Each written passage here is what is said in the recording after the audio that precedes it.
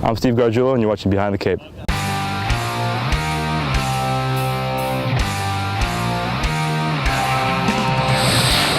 What's going on, Torero fans? I'm Ben Pearson, and welcome to the latest episode of Behind the Cape, presented by Muscle Milk.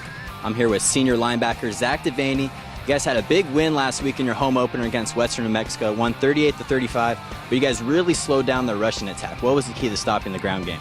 Well, our front seven played really well. We have a head coach who is obviously well oriented in the defensive side of the football, so he makes us worry about the run first as a front seven, and I feel like we did a really good job in all aspects of the run. That's 13 straight wins at home. What's it mean for you and your team to have such a dominant home field advantage? Well, we, as you can see, if you can see at the game, we had a lot of people out there. It's nice to have people come to the games. We take it seriously when we play at home. We know that we have that streak going. I haven't lost since my freshman year at Dayton. It means a lot to us to play at our home field and see our fans and family. You had a big crowd. You're going to have another big crowd for Harvard. Is there added pressure when you have so many friends and family in the stands?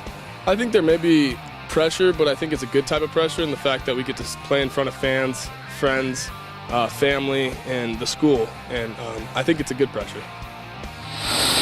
But senior middle linebacker in Zach Devaney led the team in tackles last week. What's it like having a senior anchor that linebacking core? Well, first of all, Jack has a lot of responsibilities. He has to get everybody lined up. He has to make all the calls. And believe me, that takes a lot. There's a lot of distractions that you have to do before you get to your job. And he grew into this last year. It was a little bit much for him early in the season. But one thing about Zach will work as hard as you want, as long as you want, and he'll do exactly how you want it. And if he doesn't get it right, believe me, nobody's harder on him than he is himself.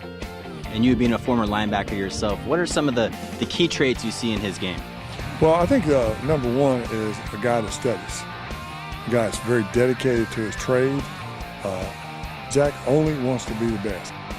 Now, obviously, you have a big game coming up against Harvard. What are the advantages of having a bye week before the big game?